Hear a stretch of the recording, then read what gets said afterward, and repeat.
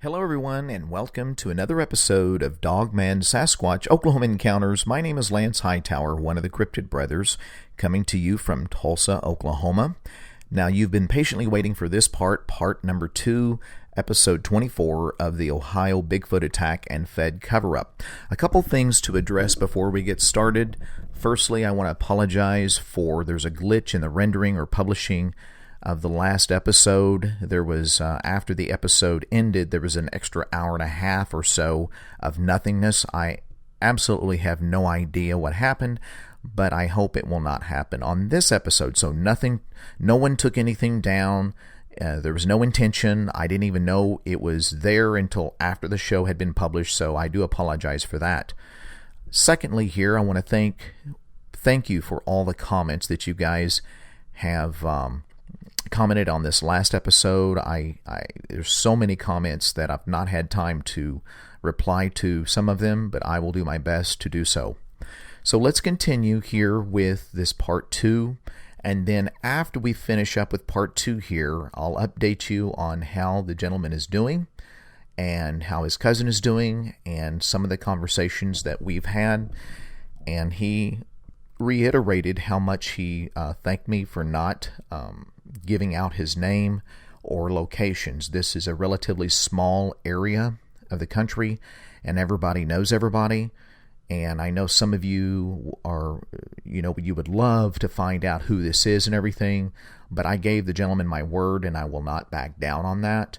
I'm a man of my word. He was very thankful, and the reason why he didn't want locations out and names is because there was people that helped him, and he wouldn't want them to lose their job, which they could. So he just keeps thanking me that I didn't give his name out or locations yet. It doesn't mean later he may not give that out or ask that I can give it out. We may even follow up with a part 3 of how he's doing today, which I think maybe down the road, if he would like that, we can do that for you guys. So let's get going here on the continuation of the interview, and then I'll follow up with how things are today. And his armpit was above my head, and I'm 6'1". Oh, wow. That's an intimidating size right there.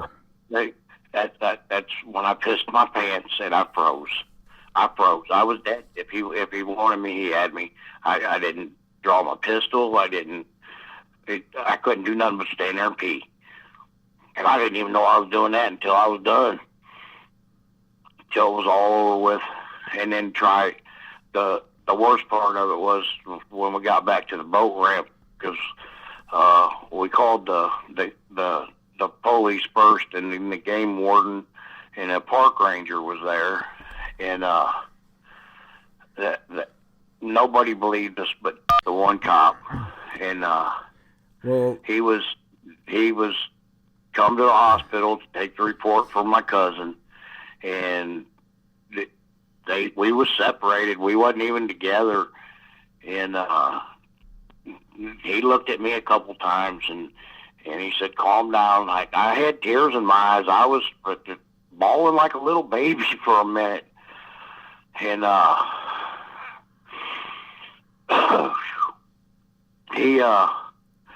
he said, "Hey, I believe you. I believe you." He said, "You don't worry, I believe you." And I'm thinking, "No, you don't. No, you don't." And he started telling me about his stuff, but he's like, word for word, what you're saying is exactly what. That's my cousin. He's like, exactly what he's saying.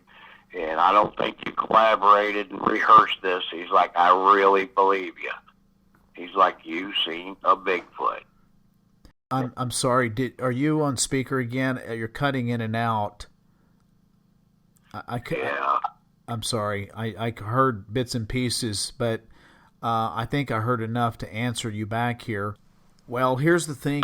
Earlier when we spoke, now, like I said, game rangers, game wardens, national park rangers, when the incident is over and you're coming away from that area and they say they don't believe you, sometimes they'll say they don't believe you to your face, but when you leave the area and when you leave the scene, they do believe you, and they'll send other people into those areas to investigate without your knowledge, without the public knowledge. They may call government officials that are assigned to look at these cryptids when an attack happens like that. When you have a Class A contact with a hominoid like this Bigfoot creature. What do you mean by Class A? Like a Class A is where you not only have an encounter, but you had an encounter and a contact was made with the Bigfoot making contact with a human, an attack. Okay. That's what that is. You can have various classes where you just have an eyewitness close up, where there's no misidentification, where you saw very closely. Then you can have people that say they saw something walk across a road. It wasn't up close, but I saw something. It was too big. It wasn't human.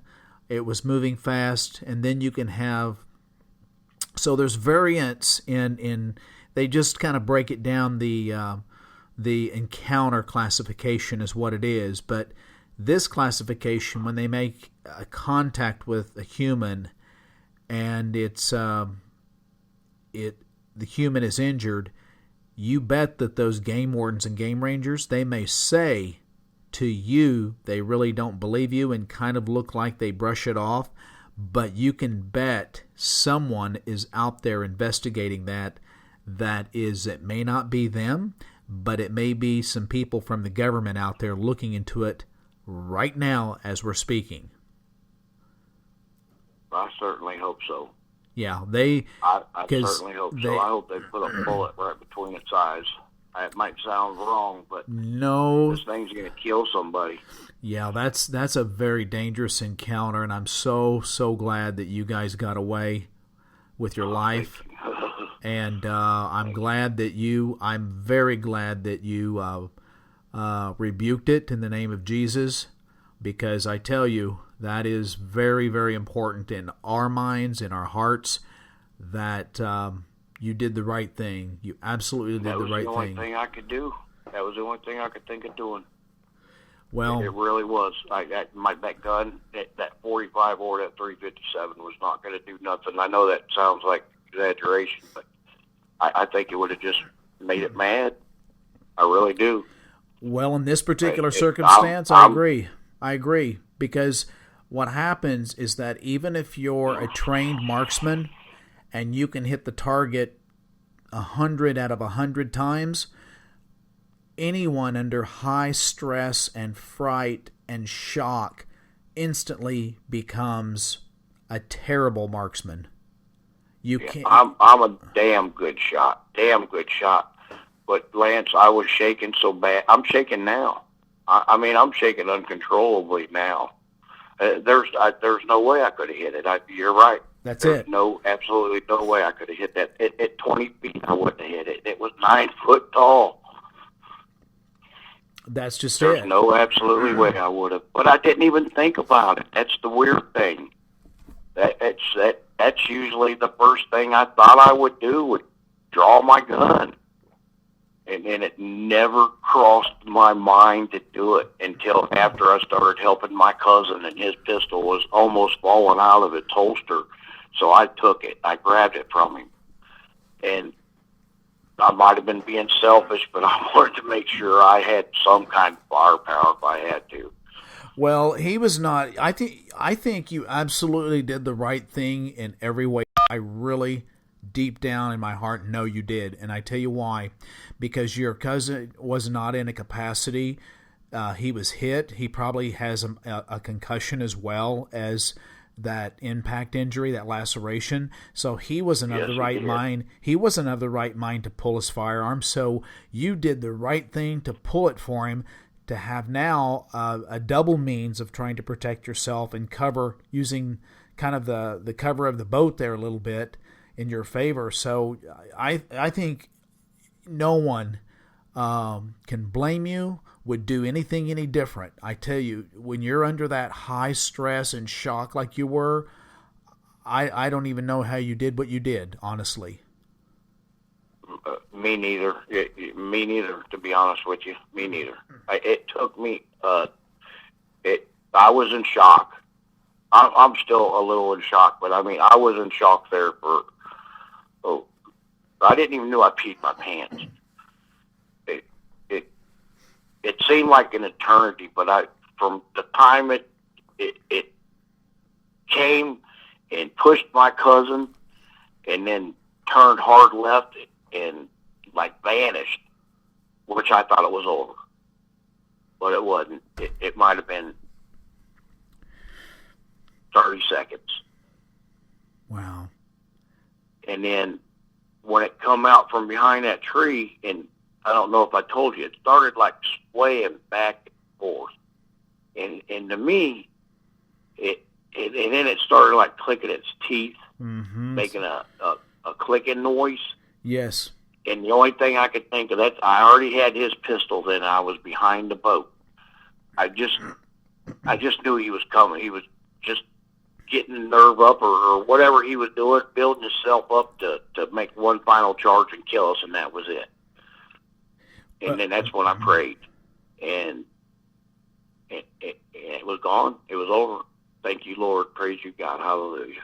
Absolutely. Thank you, Jesus. Thank you, Lord.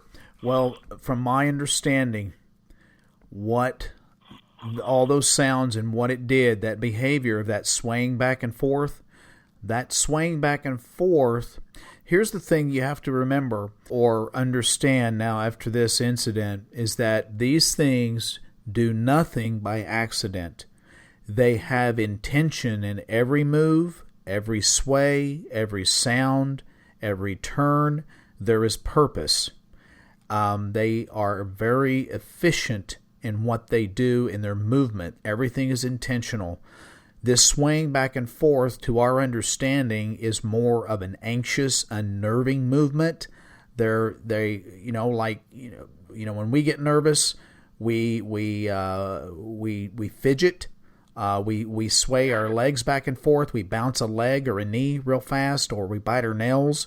This thing sways back and forth, and then when it started to click or pop its lips or popping its teeth, that's I'm pissed. You're in my lair, and I want you out, and I'm getting pissed. And that's a sound of agitation, irritation, and aggression. It's I'm getting ready to do something, kind of a sound. And that's exactly how I felt it was what it was doing too. I felt that. It put a fear in me like I've never. I can't even explain it. It was like it projected fear to me. People call it a primal fear. It's so raw, and that it's just pure raw fear to the core, to the bone, and that's when, like, exactly just what you said. Now, if I can recall right, earlier when we were talking, you said something about when it yelled the first time, you felt nauseous. And oh my goodness, and a deafening. Have you ever been sitting in a train track and it goes right by you and blows its whistle? Yes, I have. It was louder than that, Lance, and I'm not exaggerating a little bit. But it shook. I could picture my hair blowing back in the wind if I had hair, but it vibrated my whole body, and then immediately I felt like puking. I don't know if it was fear. I don't know what it was, but it made me sick. Well, it really, and for several hours later, I felt the same way. Well, there's some possibilities here that I can maybe touch on here as why. Number one, it's the obvious. I mean, when that sound happened, when people go into shock, we know that you can become nauseous.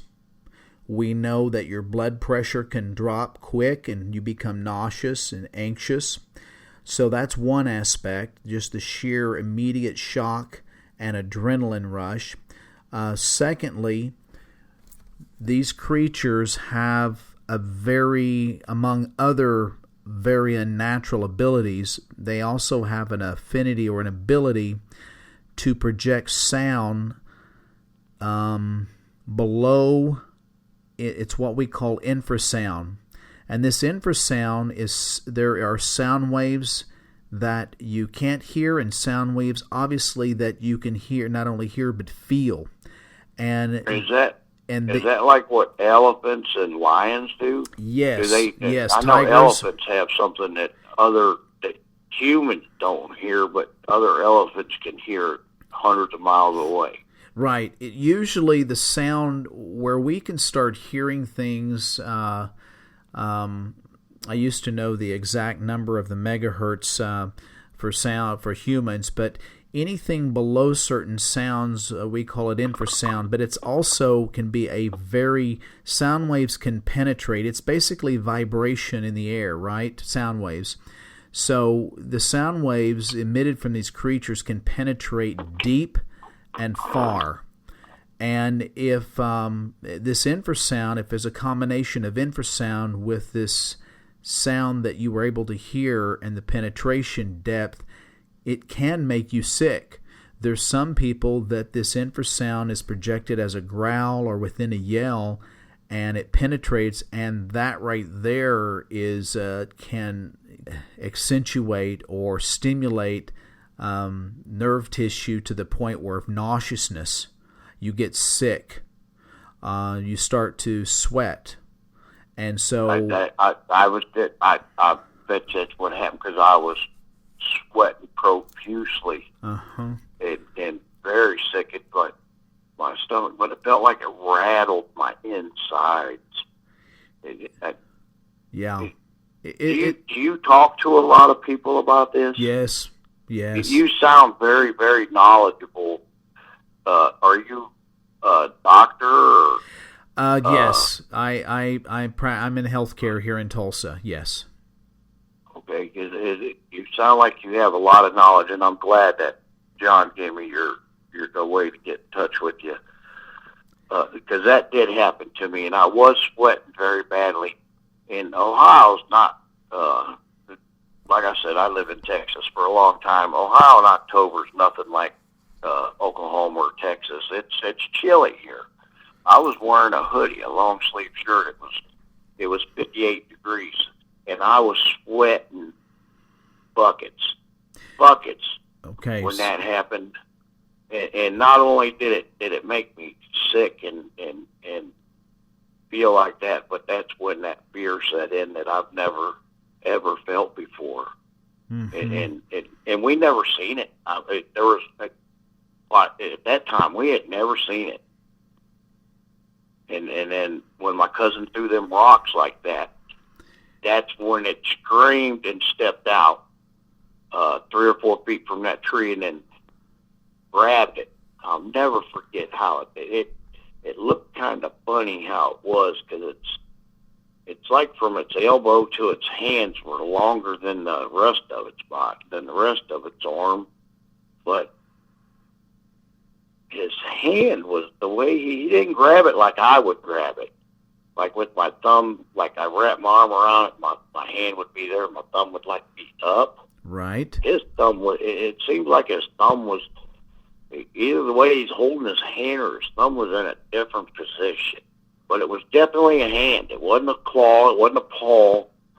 This was a hand. I'm telling you, I know what I've seen. I'm not misidentifying this thing at all. No, I'm telling you. I believe you 1,000%.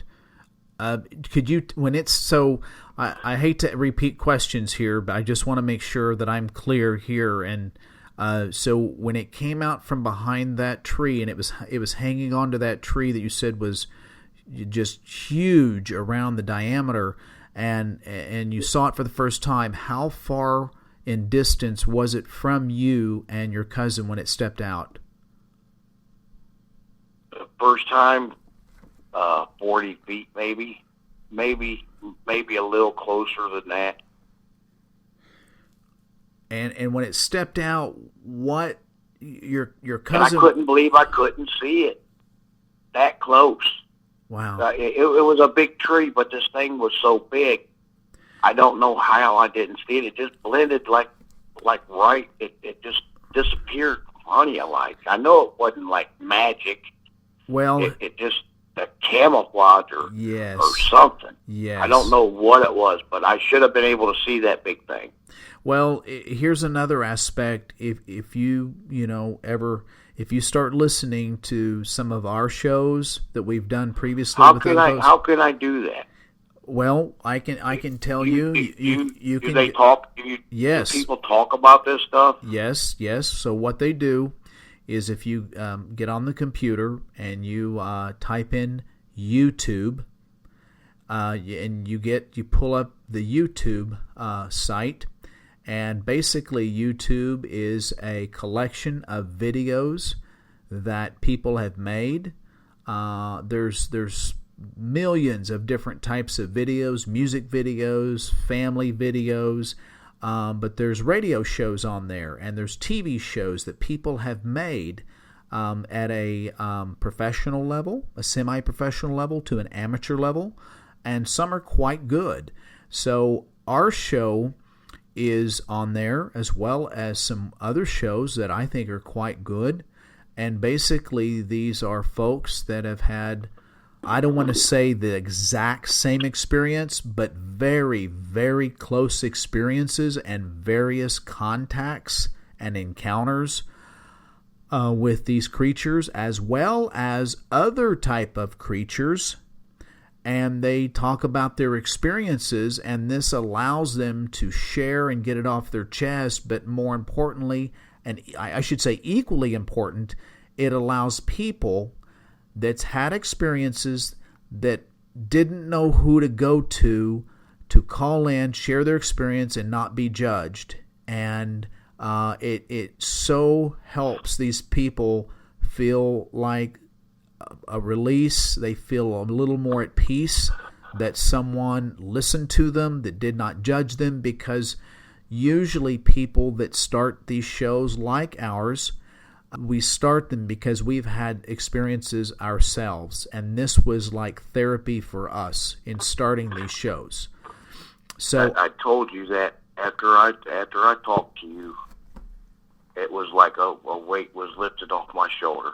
I thank the Lord that I was able to talk to you. It was therapy. I'm so glad that I could. Thank you so much for listening to me. I don't know how to thank you for listening to me. You did just by chatting with me, because I don't take anything for granted. I learn myself. I want to know. I want to understand these things, and like I said to you the first time, I can't even imagine what you guys went through. I hope I never have an encounter like that, but it is important to not only for you to just release it and share, but it's equally important for people to hear that are out there that are listening to these shows, that they too can say, wait a minute, I had something just about like that, and I need to tell somebody because it's been plaguing me for years, keeping it bottled up. That's I was scared to death that I'm the only person that's seen this. Me and my cousin, we're the only ones that experienced this. Well, what I can show you is that when you get on YouTube, you type it in, and to find our shows to listen, you can type in the words Dogman, and then you'll type in Sasquatch, and then you'll type in Oklahoma, and then you'll type in Encounters in the search. Okay. In the search. Yeah, go ahead. Let me write that. Is this your program? Yeah. Because I've really, I hope I'm not bothering you. No, you're not. I feel like I'm bothering. No, you. You're not. You're not. There's please, you're not at all. So, man, I wish I could stop shaking. Yeah. So you're just gonna, when you look on the computer, when it comes to the in the top bar, or you can go to, you're going to type in YouTube, YOUTUBE, one word. Hang on. Sure. I'm going to tell my daughter to do it for me real quick. Yeah. Go ahead. Or I can direct her if you want. I need you to get on YouTube. What does she type in? Type in Dogman, one word. Go to YouTube and type in Dogman, one word, Sasquatch, honey. She's a good speller. Good. Just do it. Just please do it, honey. There's a reason for...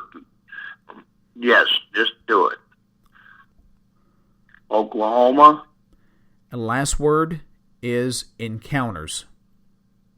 Encounters. And then, so when she searches that in the YouTube video lineup, it'll come up. My shows will pop up. It'll have the state of Oklahoma. I got a picture of Oklahoma here. Yep. Does it have silhouettes of black? Yep. That's your show. Yep. And I'll give your phone back to you in a minute, honey. I'm going to use it, okay? You need to get to sleep anyways. I'm sorry for bothering you. Thank you for doing that, honey. I love you. Good night. Sorry about that. That's okay.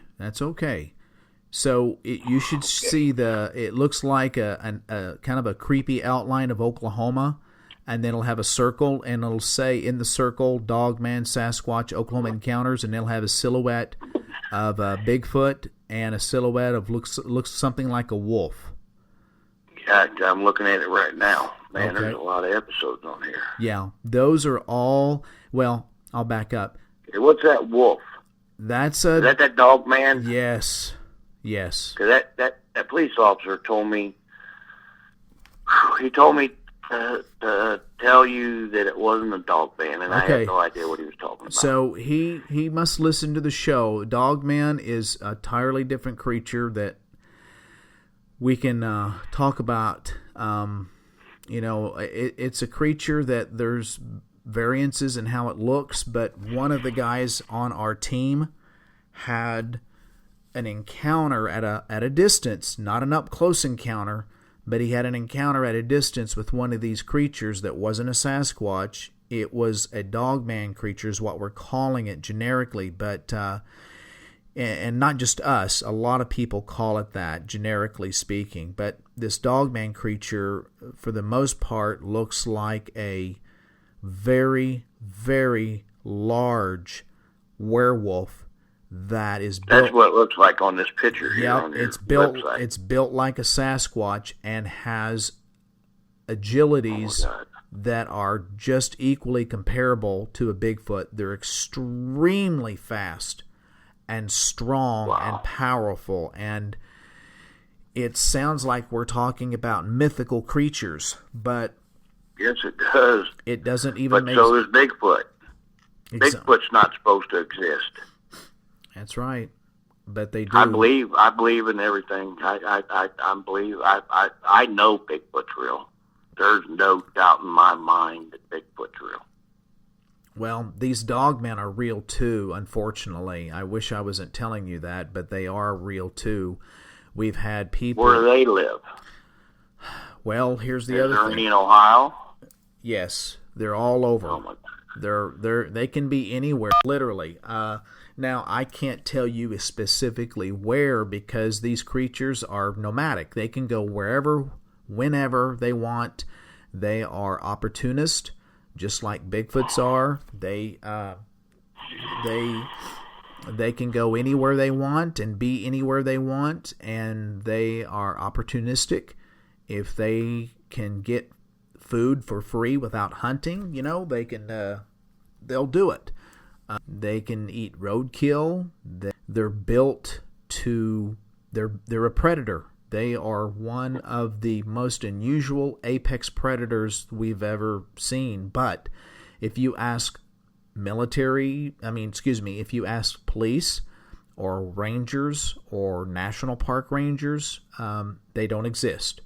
But they do. They do. And there was a gentleman that works at a hospital facility here in Tulsa who saw one on just off of one of our major turnpikes outside of Tulsa, which is only 2 miles from my house. And you live in town? I live in a kind of a bedroom community on the east side of Tulsa, and I can get on the Creek Turnpike in 2 miles from my house, and he saw it on the very exit that you can take to get to my house.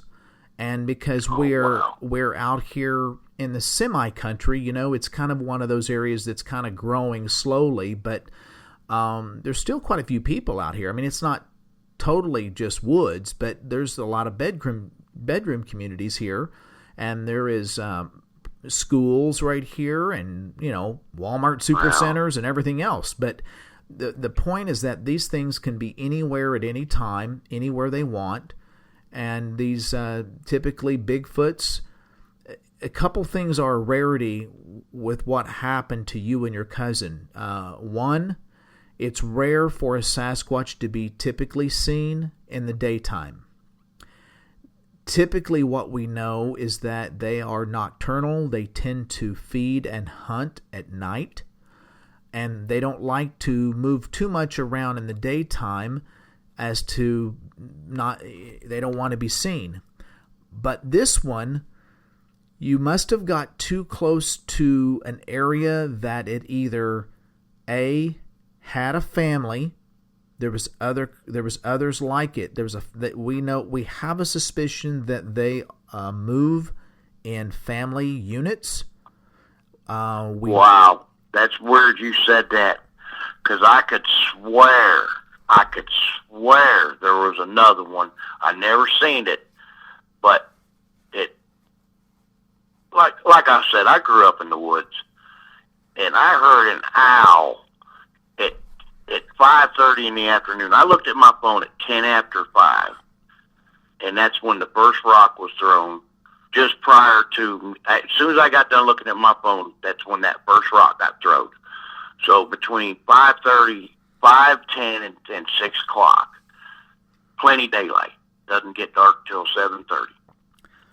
And I heard an owl hooting after this thing was doing that clicking noise and stuff with its mouth. Yeah. I swear I heard an owl, but it wasn't no owl. Right. I'm telling you, somebody was making it. Was it a bad sounding owl? Like it. Yeah, was it a bad sounding owl? Like hoo hoo, hoo hoo. Yeah.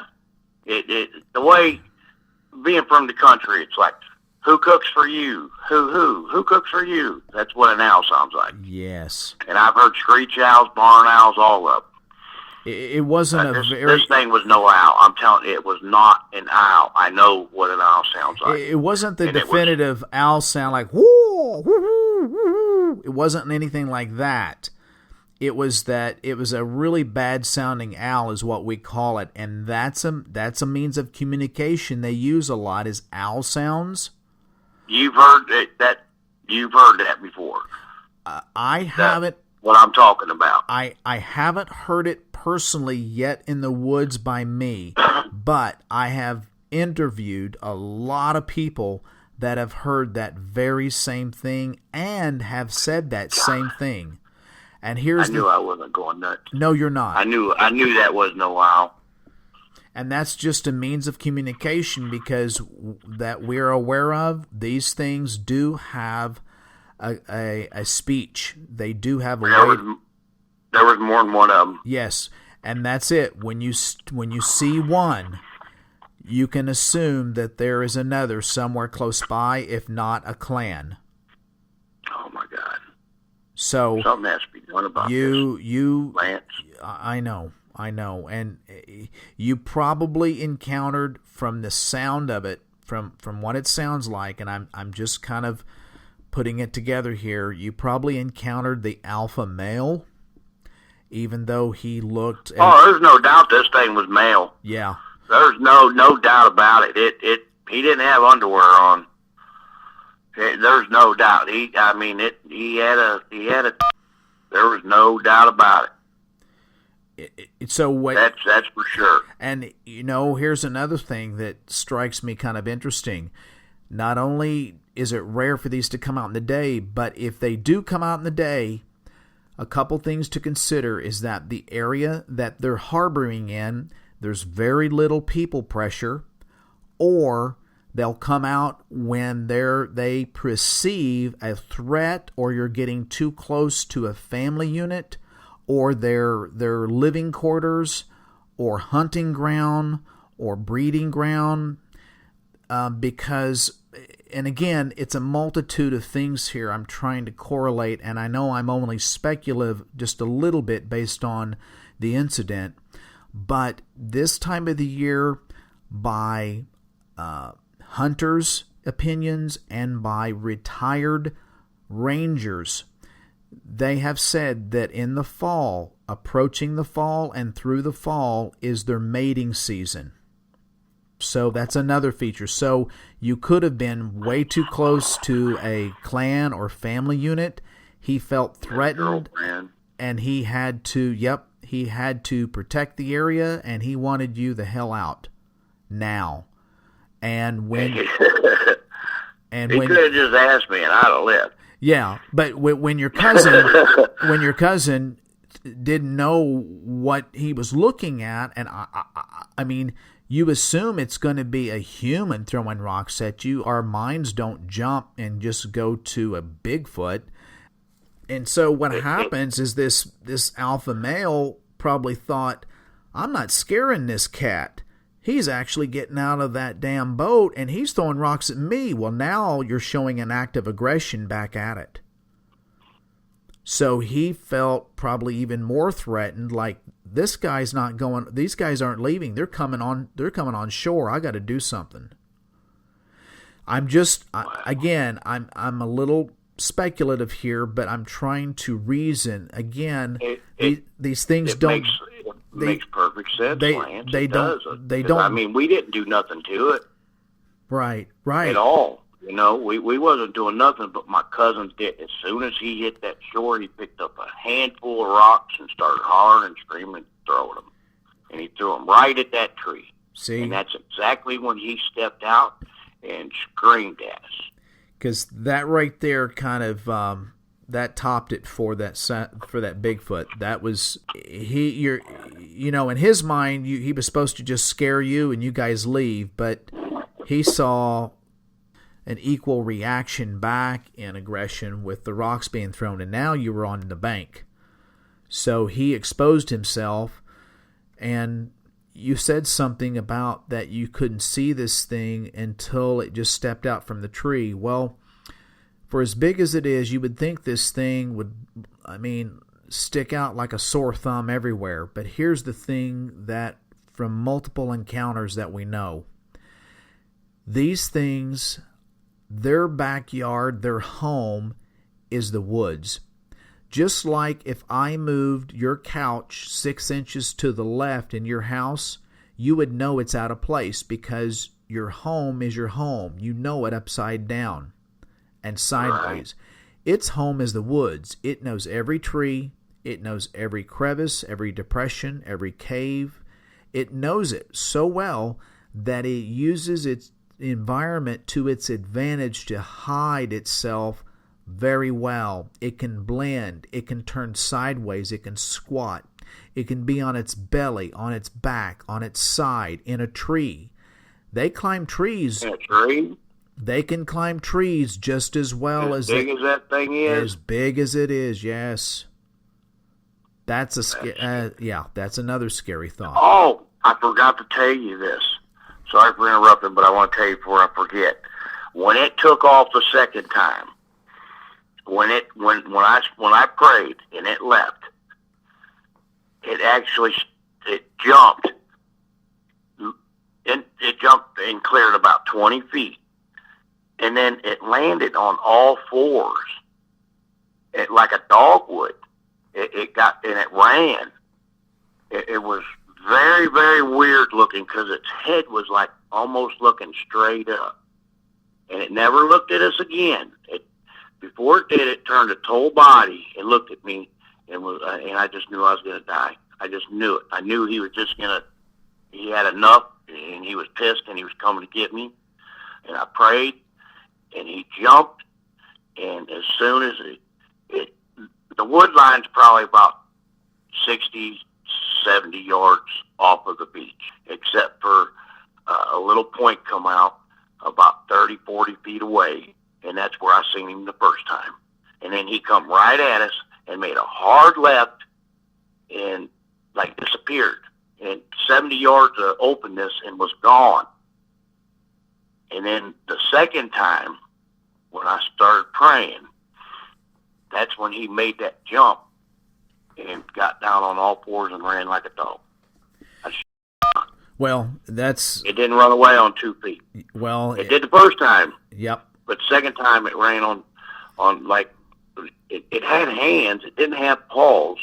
But it got down and ran like it had paws. I'm telling you. Well, no, I've seen that. That's another feature, that they can run just as fast on all fours as they can bipedal on 2 legs, and that's occurred in multiple occurrences and encounters with these things. There was I had a gentleman. Well, it's a story that's passed down. We never did get the gentleman didn't want to come on and talk about it, but basically he was out in central Oklahoma on some private property, and he took a buddy, and they were going to go just kind of plunkering around with 22s going squirrel hunting. And he went to his grandpa's land, and I believe it was his grandpa's land, and he knew about a pond that was very well hidden, and they were walking through this thick underbrush, coming up over a rise where this hidden pond is among the trees. And when they got to it, there was a Bigfoot bent down, squatting, bringing water up to, no, excuse me, it was down on all fours with its lips on the water on the edge of the pond, drinking, sucking water. And they were just in awe looking at this. And this Bigfoot apparently heard them or smelt them. I don't know which. Looked up, was startled, and initially took off on all fours, running extremely fast, just a bolt of lightning. And then just before it hit the wood line, it stood up and ran into the woods on 2 legs from there. And these 2 young boys were in such fright, they just sprayed the woods with their 22. So these things have a capability that's they can be bipedal on 2 legs, or they can be a quadruped on their hands and feet, and just as fast. Just as fast. It looks very, very comfortable on all fours. Yes, that's another thing. Very comfortable, very relaxed, very quick. They have a very unnatural, freakish speed that we can't explain. They're so powerful that it's far beyond any type of human comprehension. It's unbelievable. Even when you see it, I still don't know if that's exactly what happened, how fast it was. I've never seen nothing move like that. Never. It's almost supernatural. Exactly. I'm not saying that it was a ghost or anything, but the way it moved was supernatural to me, because like you said, that one guy said that it was like it was floating off the ground. Yeah. It was on the ground. I know it was. Right. I'm not saying it was flying or anything. No. But it appeared to be. It was like a ghostly apparition. It was so smooth. It sure was, and just the most agile gymnast. When it landed, it jumped so far and landed, and as it landed in the same movement, it was 0 to 50 right now. It was. I'm lost for words. I don't even know what to say. It was unbelievable.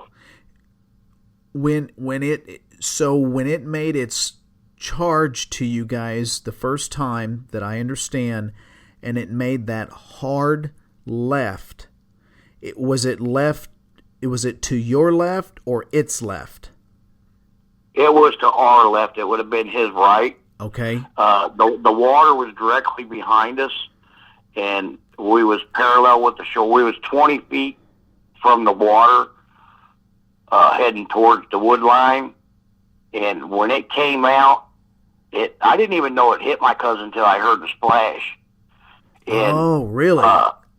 Interesting. Yeah, I was froze. I pissed my. That's when I was like in total shock. So he was right beside you, though. Your cousin was right beside you, right?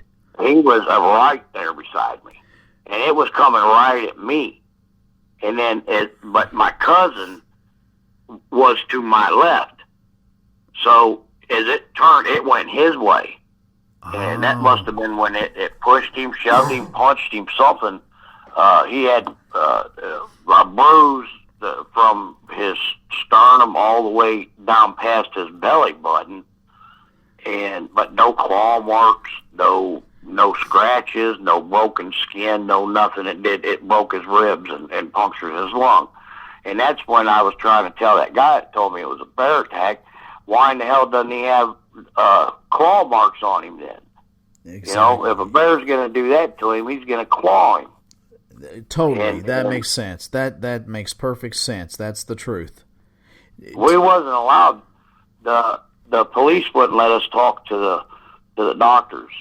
The game, well, as a matter of fact, I don't know if he's a game warden or what he was. Would not. He told them what was going on, and they took us in a separate room and separated us.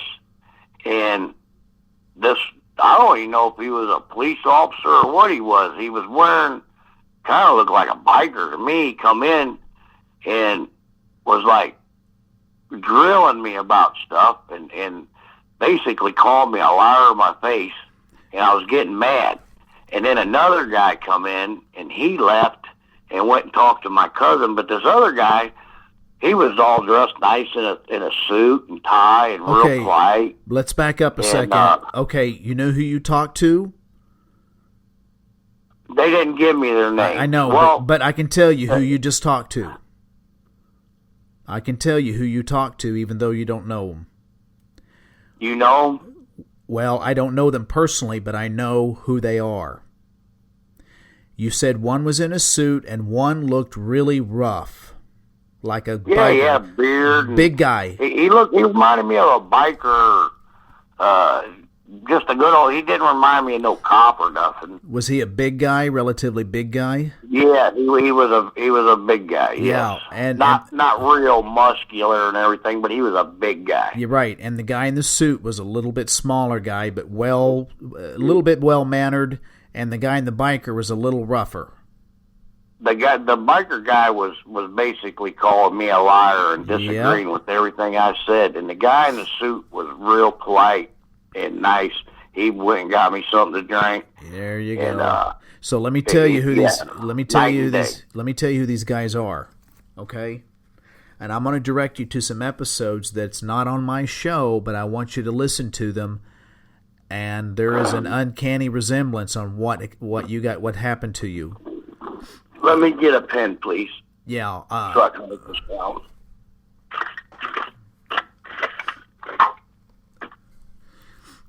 All right, I got a pen. What I'm going to do is I'm trying to remember the episode, so I can't recall off the top of my head. It's another show like ours, and what I'm going to do is I'm going to find it for you, and when I find it, I'm going to can I send text to you? Yes, I can text. Okay. So I'm not that silly. Okay, what I'm going to do... I just don't get on... I can figure out how to get on YouTube and stuff. Yeah, I just never do it. That's okay. I have the episode in my mind of which one you need to listen to. It's uncanny what happened to you at the very end and what happened to this gentleman. The same scenario happened. A gentleman in a black suit... In Ohio? Well... it wasn't in Ohio, believe it or not. It was in a totally different state. But this gentleman had an encounter with a Bigfoot that he shot. And he saw a larger Bigfoot pick up this Bigfoot and go up a steep cliff wall with this other Bigfoot over its shoulder like a rag doll. So, wow. And it went over like it was a feather. So this guy reports it to a game ranger. The game ranger's pissed because it's Thanksgiving Day.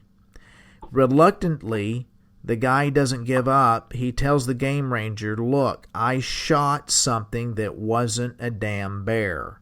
I need to tell somebody. So the game ranger finally agrees. They go out. The guy shows him a pile of blood. It looks like lung tissue. He shows him the wall with handprints still there with blood on the wall and where this thing went up. And finally the game ranger says, well, I thought you might be lying, but I see now you're telling the truth. And the guy said, damn right I am. I'm telling you it wasn't no bear. And the game ranger says, well, you may be getting a visit here soon from some other people. That's all he says. About a couple days later, this guy was working in town. He has a local business. He was visited by guess who? A guy in a nice suit in a dark car with government tags, and a guy that looked like a biker dude, really rough and very gruff. I'll bet you that's the same people. So what they do is they ask to speak with the man, and the man said, I'm about ready to close my shop. When I get done, we'll talk. They go to the guy's home, follow him home. They sit down. The guy in the suit asks, tell me what happened. The guy tells him everything, the way it looked, what he saw, that he shot it, it picked it up, it went up the wall, it freaked him out. He thought he was dead, but he shot one of them. And then the guy in the biker outfit, big guy, said, you didn't see a Bigfoot, you shot a bear. This guy said, the hell I did. I know what I saw.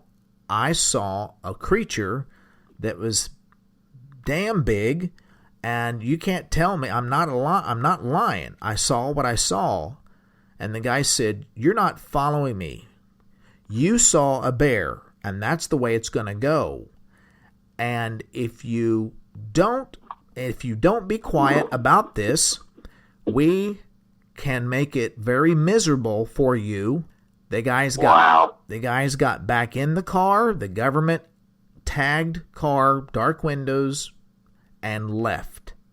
The guy didn't. Yep. The guy didn't say anything for a long time because he was afraid that was a threat.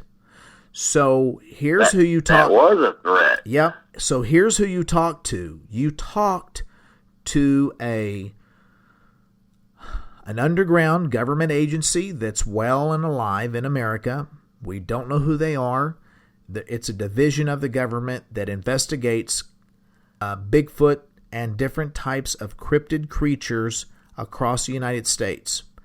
Their job is to make contact with all the humans that made contact with these creatures and to stop the fire, put out the fires before they become a raging fire. That's what their job is. And what they do is they pose threats. That's it. They're intimidating. That's the guy that told me it was a bear. He told me 3 times that's what it was. And I argued with him, no, it was no bear. That big biker guy. He's the one that told me that. And that's when, after they were there within 24 hours. See what's happening. I was at the hospital visiting my cousin, and they come in, and the first guy in the suit took me out, and me and him had a pleasant conversation, real pleasant conversation. He acted like he believed me totally, but he also was trying to tell me that it's very easily to misidentify animals and in the dark and all this. And I tried to explain to him it was 5:30 in the evening, and it wasn't dark. And as far as I know, there's no 9-foot bears that can run around on 2 feet like this thing does, and blah, blah, blah.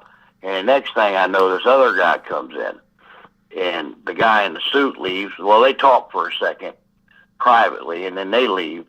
Then the guy in the suit leaves, and this guy sits down, and kind of like you'd see in a movie, turn his chair around backwards, sit with his legs all crossed like a tough guy and everything. Exactly. And basically wanted to hear what I said, and then contradicted everything I said.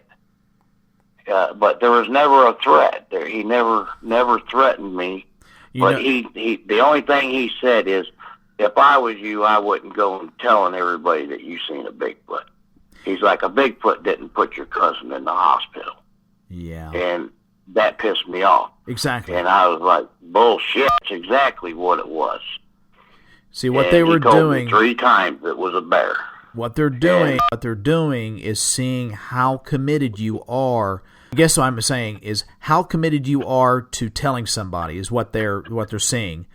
By saying it 3 times and you coming back 3 times saying, no, it's not, no, it's not, no, it's not, they're seeing how committed you are. Is this guy going to rat out that this? Is he going to tell the Inquiring magazine? Is he going to go to Channel 8 News? What's this guy going to do?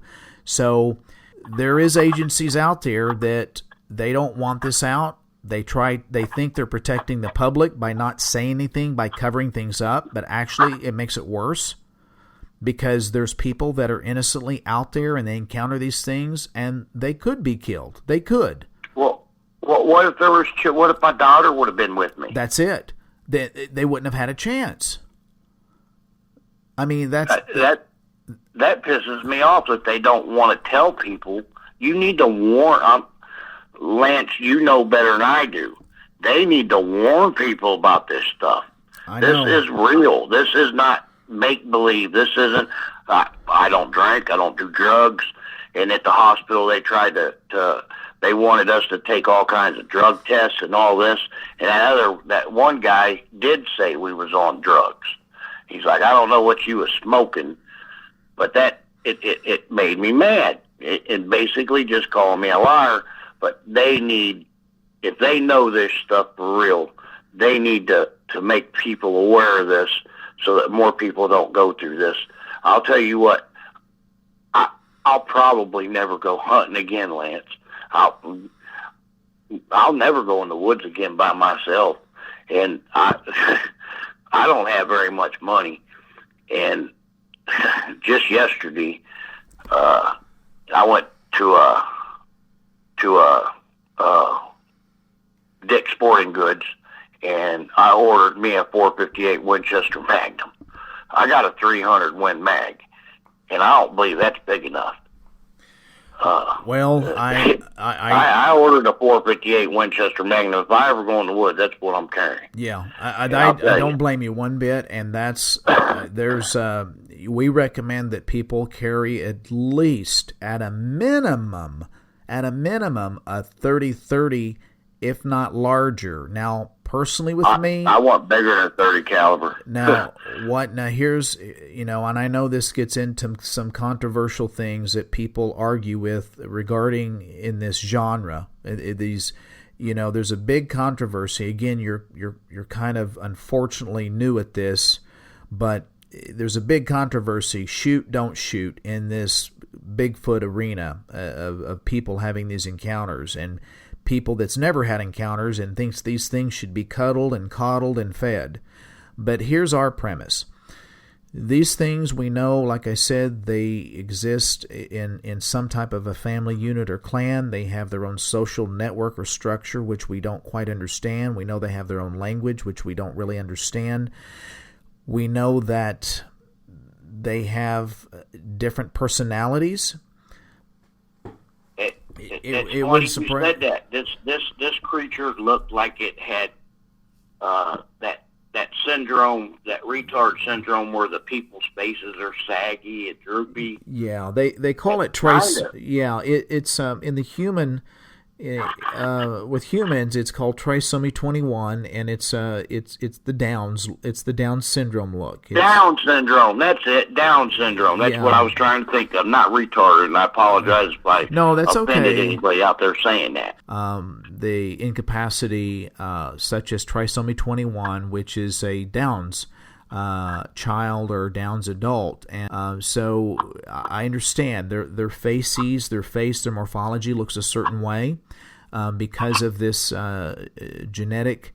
So you're not the first person to say that regarding a Bigfoot encounter, that some have had a very, very similar retardation type of morphology in the face. Compared to the others that they saw. So you're saying things that are very common, what people talk about and how they describe the encounter with other Bigfoots they've had. Very, very, very similar. And you wouldn't know it yet because you've not heard any of the shows or other encounters. You believe me 100%, don't you? I do. Absolutely. Thank you. I can tell. Thank you. So thank you so much. Oh, because I know I'm not crazy. I know what we saw. I believe you 1,000%. 1,000%. Here's the other thing I want to help you and stress just a little bit. These guys that came to talk to you, and I guess it was at the hospital, you said? Yeah, sure was. And they separated you, right? Yes, they did. Okay, so that's a tactic they use. They want to isolate you, separate you. They want to get your story. They want to get your cousin's story.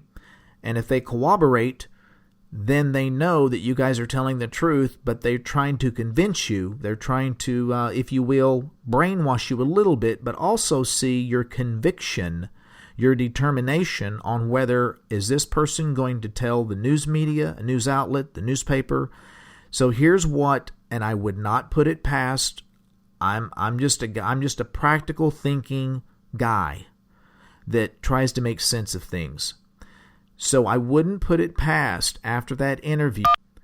Be mindful that phones can be tapped. I know that sounds bizarre. This sounds like a Hollywood movie. Be mindful that phones can be tapped. Be mindful that if you see any unmarked cars or where you work, it could be just kind of keeping an eye on you. Somebody followed me today. Really? Yeah, they did. Tell me about it. It's funny you said that because somebody followed me today. I've seen the same vehicle 4 times, and it was following me. There's no doubt about it. So here's what I'm saying. For your safety, and I'm not saying anything bad's going to happen, so I'm not going to allude to that. I don't. Every heads up I can get, I appreciate. So I know it sounds like I'm double talking here, but I guess what I'm saying, I probably wouldn't, aside from me right now, and I wouldn't just go down and start telling a bunch of people what happened. This process, first of all, between you and your cousin, and if he'll open up a little bit where you guys can at least share maybe what happened here, maybe, I hope soon. I do too. And it's bothering him bad. I'm sure it is. I have no doubt. He's a tough guy. He's one of the toughest guys I know, and I really think he's having a nervous breakdown. I really do. If you can, and I know this is going to be a hard one, but if you can in any way, without being too pushy, you know him better than anybody. If you can get a picture, if he will allow you to get a picture of his laceration and of his bruised area, because it's going to be all kinds of pretty colors of the rainbow when you get hit in the ribs. Get a picture of that and get a picture of that laceration. Put that on a thumb drive and put that thumb drive somewhere where you know where it's at, and don't tell anybody. Okay. I'll send it to you. Or you can do that. If you want it. I don't know if you would want that. Yeah, I would want it. Well, we can talk some more on it off the air or whatever. I was going to say, can we keep in touch? Yeah, absolutely. You've got my personal number, and if you ever need to talk, I'm available 24/7. If I don't answer immediately, I'll apologize ahead of time since I see patients through the day. So, because I feel like I'm helping people in this genre, in this category.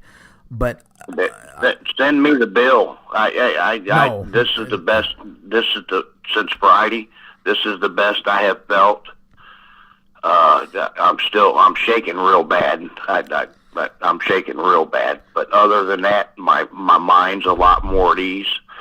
Lance, I don't know if you know, you're doing a great job, buddy. You're a godsend. Keep up the good work.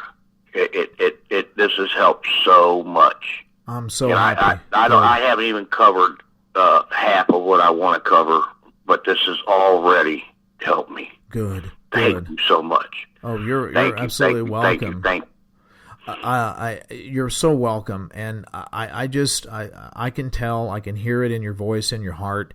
A couple more things here regarding that. Pay attention for the next couple of weeks and even the next month when you get look around you, see if there's anybody following you. They're probably following you for a couple of reasons. They want to see where you go. They're going to pay attention where you go shopping. Are you going to the newspaper to talk to people? Do you go to the cafe? So keep the same normal route that you normally take. If you go to baseball games or volleyball games, keep doing all the same normal stuff. A lot of people can... Do I confront them if I see them following me, or just act like I don't know? You can confront them, but I would prefer just pretend they're not even there, because if you do confront them, that's probably going to agitate them to aggravate you more, follow you more. Can they make my life miserable? Yes. Yes. Okay. All right. I got you. 10-4. So I'm I want to kind of help protect you ahead of time. We don't know to what level, but they can make threats, and they probably can follow it out with the threat. I'm not saying be fearful of them. Just conduct your life how you normally live. I'm just as pissed that people will threaten people because of something, truthfully, you saw, and you're just trying to find answers, and they're trying to cover it up and call you an idiot when you know what the hell you saw. That's what... He called me a liar 3 times right to my face. Yep. So that is a tactic. And I don't lie. I'm not a liar. That made me mad. Yes. I can understand people thinking that I'm crazy. I can understand this. I don't want to tell anybody because I know what they're going to say. But for this guy dude, I was crying. I had pee all over me still. Well, see, what they're trying to do, again, is call you a liar so they can see, are you going to say, you know what, maybe I did see a bear, maybe you're right. Or are you going to say, hell no, I didn't see a bear, I know what the hell I saw. Do you think I just wet myself to wet myself? I saw a Bigfoot. So when you're committed in your opinion of what it is you saw, that's giving them the answer that they need to follow you a bit more closer for the next month or two, and they want you to know they're following you. If they wanted to follow you and you not know, they could do it. Right. So they're wanting you to know, hey, we're giving you a message. We want you to know you're committed we're just going to see who you're going to contact. It wouldn't surprise me if they're listening right now. It wouldn't surprise me in the least. Yes. Yes. Wow. It wouldn't surprise me if they're listening. They have surveillance equipment, and you know what? Conduct your life just normal. I wouldn't, I honestly would not, for your safety, just not go to anywhere. Don't go to the newspaper or anything like that. Just keep it quiet for right now, and let things pass over. Let your cousin kind of figure things out, see if he wants to talk over the next couple days. So I would get a picture of what happened, if he will allow you, if anything. My opinion is don't take it over on your phone. Don't take it on your phone. Gotcha. Gotcha. Take it on a camera that is not Wi-Fi capable, and then save that. But I'm going to do that. I trust you. I know I don't know you, but I trust you, and you've helped me so much. I'm going to do that, and I'm going to keep in touch with you. And I know once I talk to my cousin, once I talk and let him know that I found somebody that we can talk to, and I know he'll have a sit-down heart-to-heart with me. And I'm going to explain to him some of this stuff and you've been talking about. Now, would you mind talking to him? No, absolutely and not. Him, because I know I can't help him as much as you could. We can definitely talk. I have no experience with this. He has no experience. You know at least what you're talking about, and you've comforted me, Lance. You don't know how much you've comforted me so far. Just what we've talked about. I don't even know how to thank you, man. I don't even know how to thank you. This has helped me so much. You're more than welcome, brother. I mean, it's just we got to help each other, and it's a very high emotional, frightful, shocking, adrenaline, primordial fear when people encounter these things. And people that don't know the internet don't know these shows exist, but there's some really good shows. We're not the only show out there. Everybody has their own flavor of how they interact with people, and we have ours and other people have theirs, but it's a very intense, unforgettable fear, and you can't go to anyone and talk about it, and that's what bottles up in people and can make yourself sick. People have had very severe post-traumatic stress disorders over these things, these encounters, and it can ruin their life if they don't talk about it. And people that like I said, I quit drinking. I'm an alcoholic, and I'm afraid I'm going to start drinking again because of this. I really am. Well, I went to the beer aisle. I was going to do it. Thank God. I prayed and I handled it this time, but I don't know. Well, here's my. It's really affected me bad. Well, I pray that you don't start. I think you've got a good plan in rebuking anything and asking Lord Jesus to help you and guide you and give you the strength to not reach for the alcohol. Alcohol is a depressant, and people use it to ease and calm, but also prayer is more powerful than that. And the Lord the Lord can help anything, no matter who they are. Recovering alcoholics, drug addicts, it doesn't matter. So I know you're tough, and I know you can do this, and you don't need to take a drink, but maybe us just communicating like we are and you keeping in contact with me and through prayer and maybe getting some conversation back with your cousin can allow some somewhat normalcy back. It's going to be at a daily basis. It's not going to be immediate. It's going to be a recovery that only your healing is going to be different than his, but if he will open up, you both can heal together. And I would say, please, when you talk to him, don't talk to him over the phone. Get somewhere where it's kind of like in a park, like in a busy cafe where there's a lot of background noise. And talk about this instead of over the phone or at your home or at his home, because my feeling is that someone might be listening. They're just trying to see how much information you're going to tell the public. And it's not that I'm afraid of these guys. It pisses me to no end that they feel they can threaten people. But here's the thing. You asked me point blank, and I gave you an answer. Do I think that they can make your life hell? Yes, I really think so. I'm not saying. I appreciate the honesty. That's all I want is honesty. I'm not saying that they're gonna. I'm not saying they're gonna go out and shoot somebody. I don't think that, but I think they can make things hell for you in many other ways, and that's the last thing you need. So I would just say, chat with your cousin in a private or busy manner where there's a lot of background noise, or very quiet walk in a park, And in the meantime, just be observant of your surroundings, of that car that's following you. That's who's following you.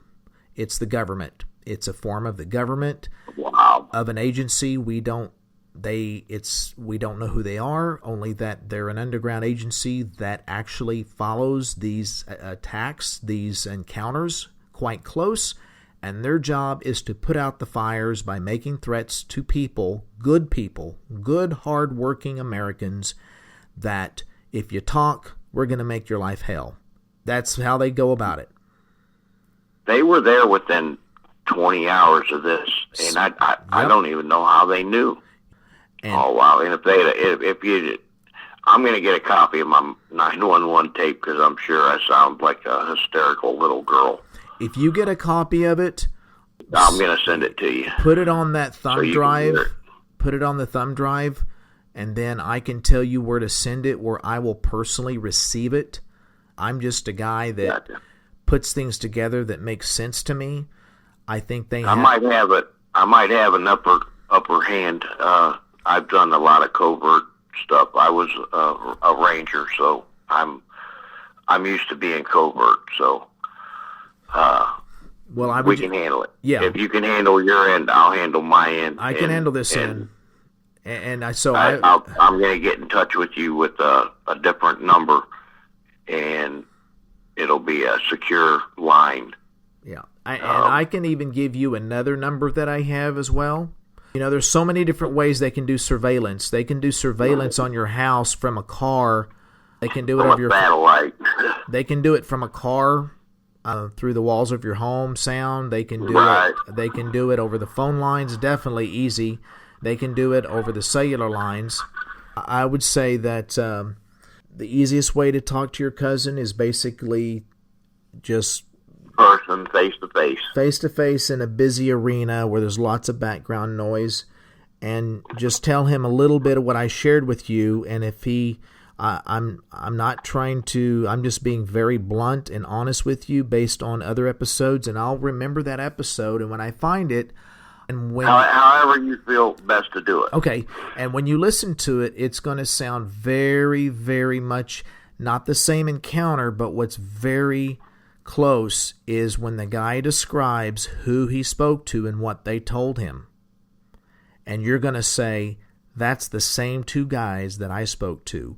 They isolated him in his home, him and his wife, and they basically, in no uncertain terms, said, we can make your life hell.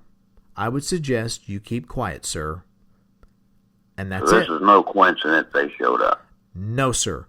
They scan the airwaves. They have access to all scanners. The other aspect of this, too, is they may have had a call from law enforcement or wildlife rangers. They stay in contact with these people. That's why I tell people when you have an encounter, the last people you need to call is don't call police and don't call game wardens or game rangers or national park rangers unless there was a murder. Now that's different, right? But that's we kind of had to because of the injuries. Oh, I understand. I understand, and that's okay. I'm not saying you did the wrong thing. You absolutely did the right thing in this case. But if heaven forbid you ever have again an encounter, not like that, but just an encounter, I wouldn't call any of those people if it wasn't life-threatening or there was no injuries. We'll definitely notify federal authorities, and you may get a visit again.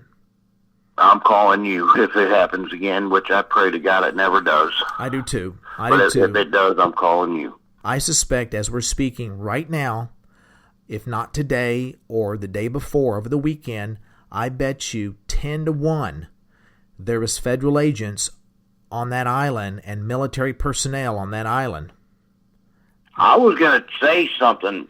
There was 3 Humvees down there.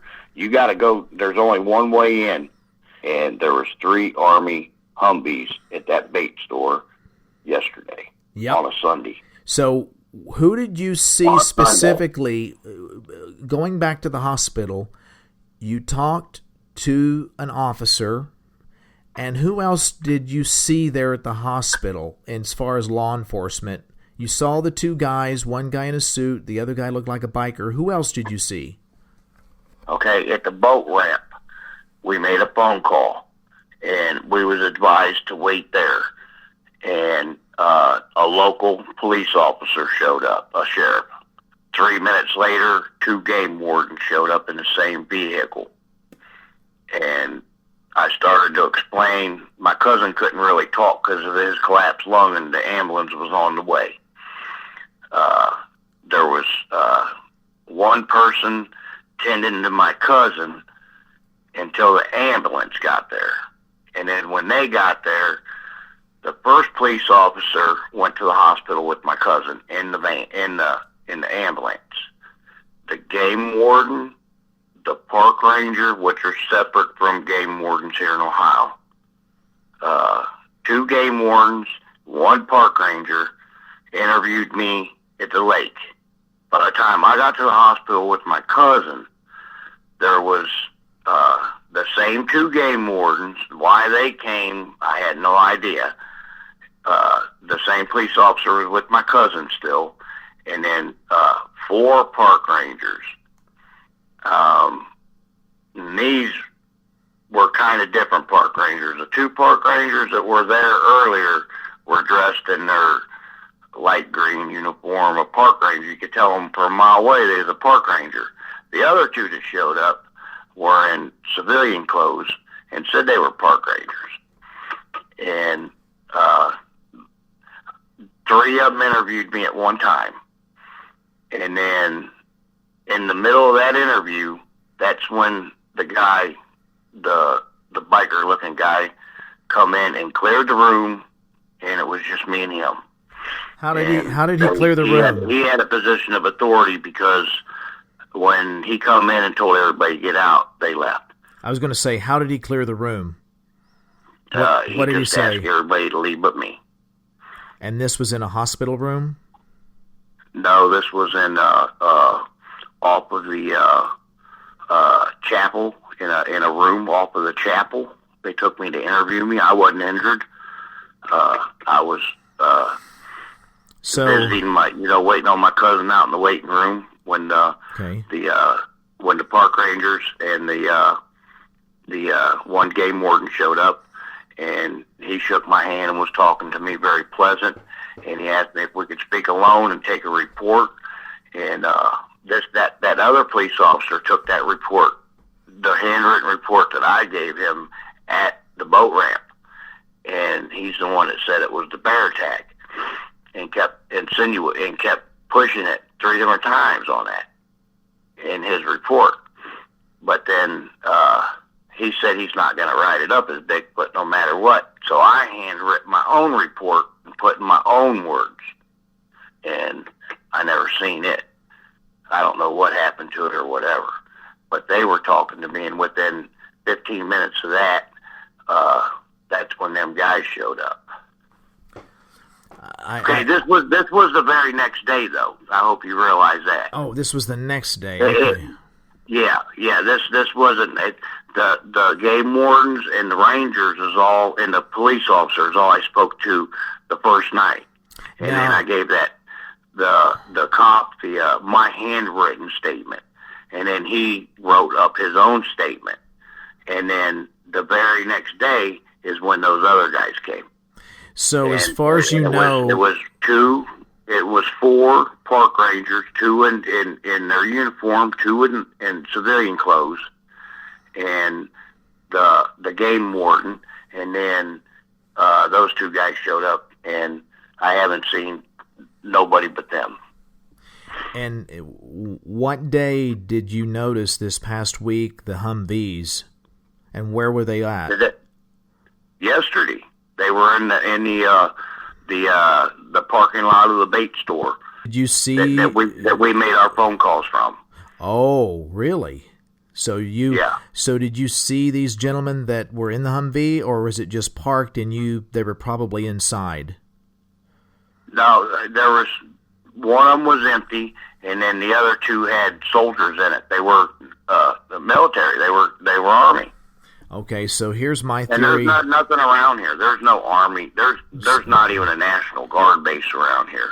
So, but I didn't put it together that's why they were there. Yeah, well, people don't realize that this has been going on by the government for a long time.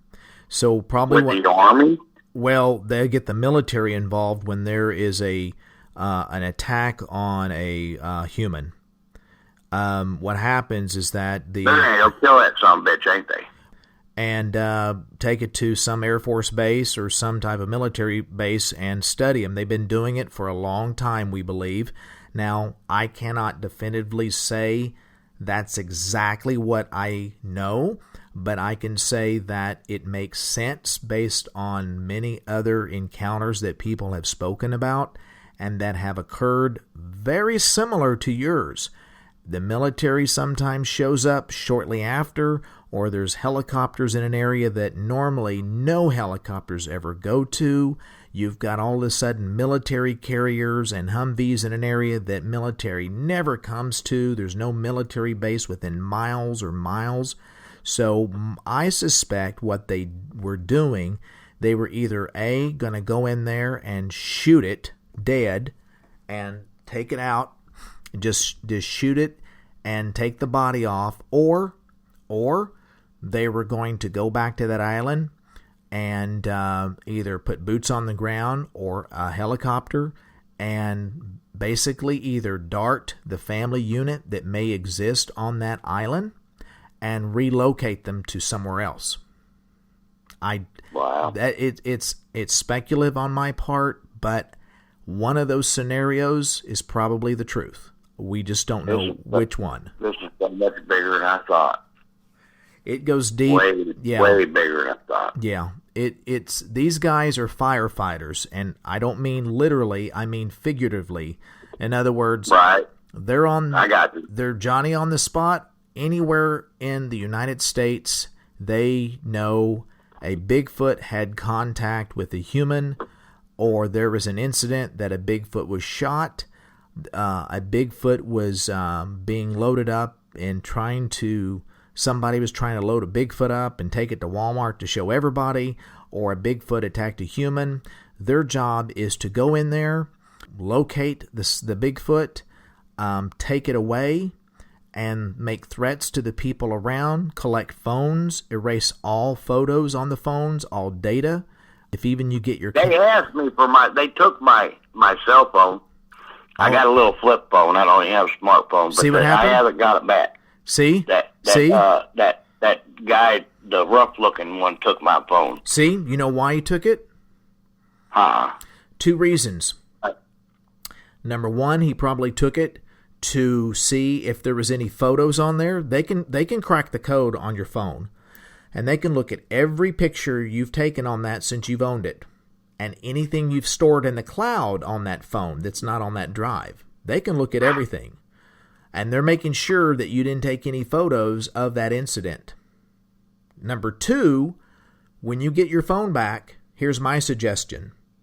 Don't use it. Get another phone, go to an AT&T store and get another phone. I don't trust that they may not put surveillance inside that phone. Copy that. Copy that. I'm adhering to everything you're telling me, Lance. I know. I I appreciate all the advice. Anything you think of like that, tell me. I will adhere to it. It's going right in the garbage. If I get it back. Yeah, if you get it back, exactly. But they're going to check for audio recording. They're going to check for video recording. Anything that may put you back at that incident, they'll erase it. They'll take it off. It just like it didn't exist. Out of sight, out of mind. If you took photos of a print of your brother's face, they'll erase it. Or excuse me, of your cousin's face, cousin's injuries, dents in anything that brings back that event, that you have nothing. So it's just hearsay if you tell anybody.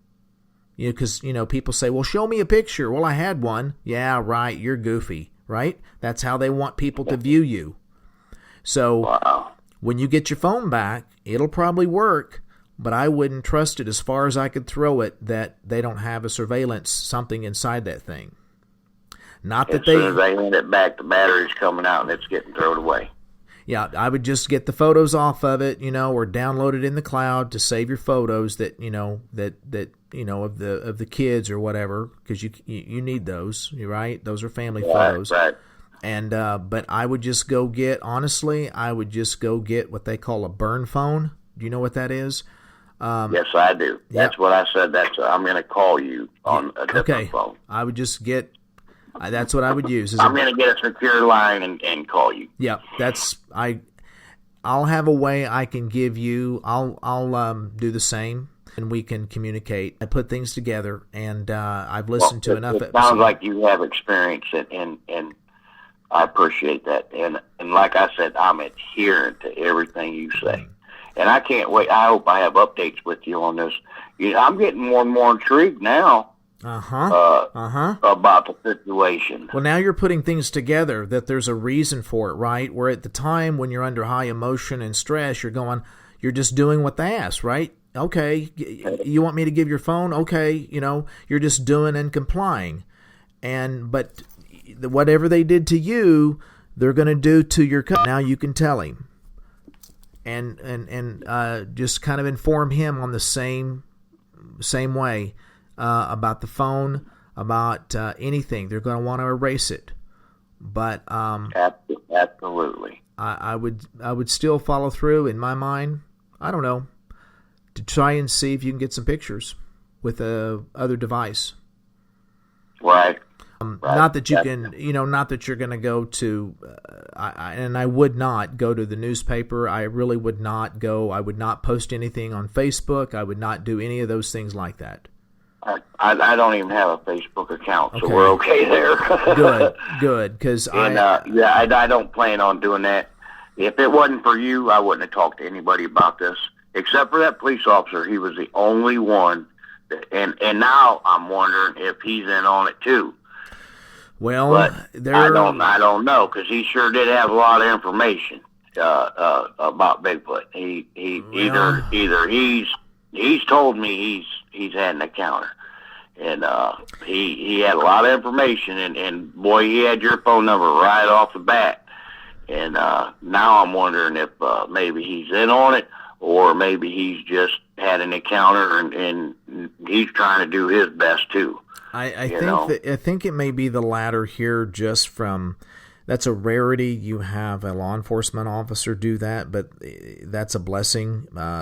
I suspect, just based on his actions, that it was the latter scenario where he has had his own experience, felt sorry for you, and his way of telling you that you're not crazy, that they do exist, was to give you our number. I suspect that he may have some knowledge of these government agents that we don't know who they are, what their title, or necessarily specifically which federal group they belong to, but it is he told me to be careful and not just to talk to anybody. That was his exact words. He didn't say government or anything like that, but he did say be careful in who you talk to this about. Well, there you go. He knows then. He's aware of it. And then he did pray with me before I left the hospital the first night. Before the next day when I went back, when those guys were there, he prayed with me before we left. So I'm feeling a little better about him. I think he's genuine. I think you're right. I think he did have an encounter, and he knows what's going on. And you probably talked to him. I don't know. You might know him or have talked to him. And it was very good advice I think he gave me to talk to you. So I thank the Lord that he put a couple good people in my life right now to handle this, because I really was going out of my mind. And I'm getting tired, and I think I could go to sleep right now. Well, I really do. Good. I haven't slept for 3 damn days. Well, here's the thing. Your adrenaline and your shock will start to dissipate, and I'll just declare that in Lord Jesus that he'll heal you, and he'll heal your cousin, and it'll be a day-by-day process. It just will. There's nothing that the Lord can't do, and I'm very thankful this gentleman cared enough about you, and I think that he may not have had any direct knowing that these federal agents were going to talk to you, but I think he knew of them enough to kind of give you a little bit of generic warning. So yeah, because it was before they even showed up the next day. So yeah, he did have some kind of knowledge of something. Yes. So I would be leery of your phone coming back, and you might pass that information, just kind of whisper it in your cousin's ear. and I do mean literally, not figuratively. Right. And tell him don't talk about that subject matter on his phone, and just kind of educate him on what we talked about. And then anytime he wants to chat with me, or if he doesn't, that's okay. We're still friends, and if he ever wants to, that's fine. I would be more than happy to just chat and get his perspective. And because it's not that it's going to be any different from yours, but it's going to allow him to kind of release a little bit, and it helps. Trust me, it helps. Yeah, I know it does. I feel so much better, Lance. I do, and I really appreciate it. And I want to talk to you more. There's more to this. I mean, there's a lot more to this that we haven't got into. And well, I tell you what, I'm really not up to it right this second. No, it's okay. Listen, here's what we can do. I don't want to lose contact with you. I really do want to be able to talk to you. Well, this is my personal number. I do text, or you can leave me a voicemail. I answer to either one, and so this is my personal phone, and so you can call anytime you're ready. No hurry. And so can I give my cousin your number? Yes. Okay. And if he'll just tell me he's your cousin, he'll reference it. Yeah, just say, hey, and I'll know who it is. Absolutely, you have my permission, and we will absolutely talk again. This won't be the first and last time right here. So I want you to get some rest. Please eat well, hydrate. And that's all necessary for this body to heal right now, mentally and physically and spiritually. And thank you, because I haven't eaten or drank, or I haven't taken care of myself for a few days. I just been in a stupor. And your body, you're so welcome. Your body goes into self-preservation mode, and it kind of gets out of sorts, and so you've got to take care of it. You've got to eat good food. You've got to drink some water. Don't drink any caffeine to keep you up. Don't, no stimulants, and don't reach for the alcohol. You're going to be fine. The Lord will heal you there. Just be prayerful. Let your body rest when it's time to rest, and that will really help the healing right there. The next time you want to chat, call me, and we'll plan the next time, and we'll chat, and we'll just, take it from there little by little and try to make heads or tails of this. And if I don't know, I'll tell you, I'm not sure. I don't understand what took place there or that, but if I know or have a suspicion, I'll give you heads up. I really appreciate that. So, and I'll take pictures of my cousin, and I'll get with you on that and find out where to send it and all that. Yes, sir. As much detail as I can find out about other things, I will, and pass it along to you when we're secure. And a lot more with my encounter I want to go over. Yeah, absolutely. But I feel so much better, Lance, that you're a godsend. I want to say a prayer before we get off here. Absolutely. I want to keep in touch, and I want you to call me anytime you want to. And I'm definitely going to get back in touch with you here pretty soon. That sounds wonderful, brother. That's great. And dear most heavenly gracious Father, Lord God, I thank you so much for your blessings. Lord, I thank you for putting Lance into my life. Lord, I appreciate the police officer that guided me in the right direction. Lord, I thank you for sparing my life. I thank you for keeping us safe. And please, Lord, be healed. Heal his mind, his body, everything, Lord God. Please help me to deal with this. Help send the right people. Help Lance with the right knowledge. And if he thinks of anything else, Lord, to pass on to me, please help me to get some rest, God. Please. Lord, I need the Holy Spirit to fill me and comfort me and give me peace. And Lord, all the people that's had these encounters with these horrible creatures, and please protect us from the evil, Lord, and be with us, be with Lance's family and his friends and all the people that he comes in contact with, Lord. And please, God, just help him to be able to help them like he helped me. I thank you so much, Lord, and I pray in Jesus' name. Amen. Amen. So I wanted to follow up here after this interview that I had with this gentleman and give kind of a post review on some of the key points here. Now, I know some of you have had some interesting questions, lots of questions regarding military intervention and this must be fake and everything, and especially U.S. military has better things to do besides blocking this entrance to this boat ramp and things like that. But it was a wonderful surprise here. My good buddy and team member here, Wiley Dave, showed up at the house, and so I wanted him, being a veteran of the armed forces, give his 2 cents. He's got some connections still in the military, and I wanted him to give his 2 cents regarding these men in black, these men that showed up that said that they were representative of the Homeland Security, as well as the military blockading this road, and what he thought and his 2 cents. Hey, y'all. Lance just asked me to say a few things here when I found out about the encounter. Basically, the way this thing has went, about 15 years ago, let's see, it was about 15, I guess it was about that time.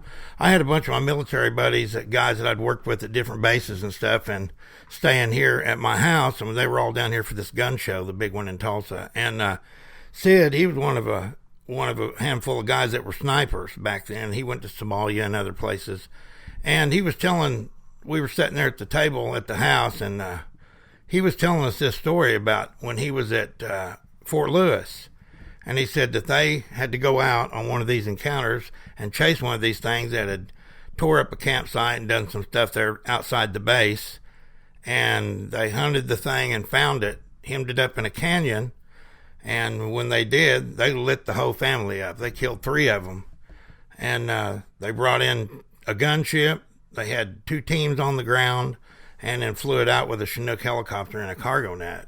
So this was 15 years ago, before I wasn't even into any of this stuff. I was a shooter and hunter and everything. And then I recall when we got into this, they start talking about what happens when you tell them that you kill one of these things and the military comes in. And the only time they intervene is when somebody gets hurt or they kill someone, because they can't, the way they look at it, it's a rogue individual, or the things are dangerous at that time, showing themselves too much, they're going to take them out. And they've got these teams all over the United States, these bases around the United States, and they'll put somebody in that's close, wherever the encounter is, close to that base. That's the team that's going to get the work. So people out there think this don't happen. It happens. You just don't hear about it because they want this shut up. They don't want people knowing. And like I said, Sid told us this story, and this before I was ever into this subject, before I ever called the Dogman, or even Lance and I met each other. So basically, this same thing happened. I told Lance what would go on, when these things happen, and it's almost to the letter, isn't it, about what happened? Exactly. Dave and I met. We went through and just started talking, my brother Lane and Bill, and so Dave was giving the possible scenarios, and it was kind of all new to me as well. I think one of the things, Wiley, I want you to bring up too, is that there's a few comments of people saying, well, I've not seen anything in the paper. There's nothing. I've been looking all throughout Ohio. There's nothing in the papers. There's nothing on the news. So what's up with that? So what would you say to that? Well, they don't want this out there. They want a closed mouth situation. Exactly. Anytime one of these happens, it's a bear attack, because that's the only thing here in the United States that they can use that would do damage like that. And a chance of a black bear whacking somebody in Ohio is like, it's just it's unbelievable. It's not even in the realm. But these things, I mean, when they do this stuff, the government's not stupid. I mean, they can't control these things themselves. So when an encounter happens, they've got to close it down. They've got to get the problem out of there and get it over with right now. I mean, because they can't take a chance on somebody else getting in there and having two encounters in the same spot. Then it would be hot news, and there'd be some questions. But they shut this up. They don't want nobody saying anything about it. The fire teams that go in and take these things out, they're told total secrecy, and they don't talk about it. Unless maybe somebody, their military buddies in between channels, they talk about it. But what they do is they'll put two teams on the ground.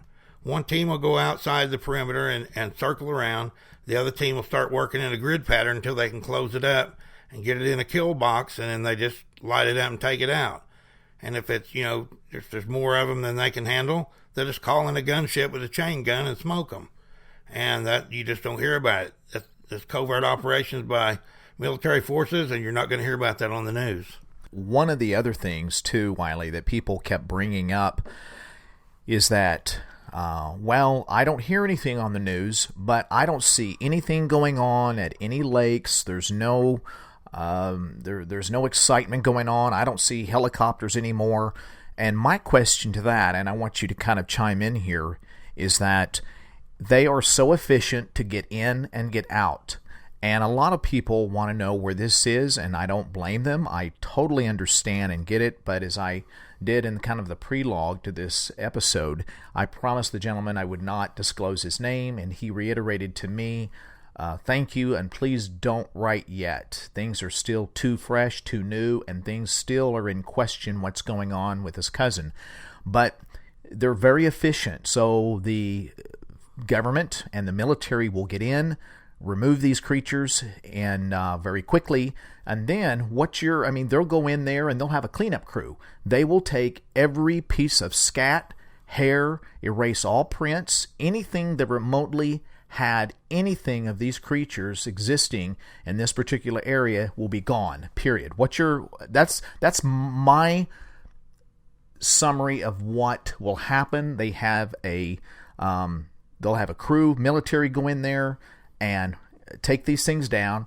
They have a team that removes them, and this is why this gentleman said he's former military, so he knows what certain helicopters and personnel carriers and everything are and what their purpose. And he said there were Chinook helicopters coming in for heavy, and what are they designed for? Heavy payload. Yeah.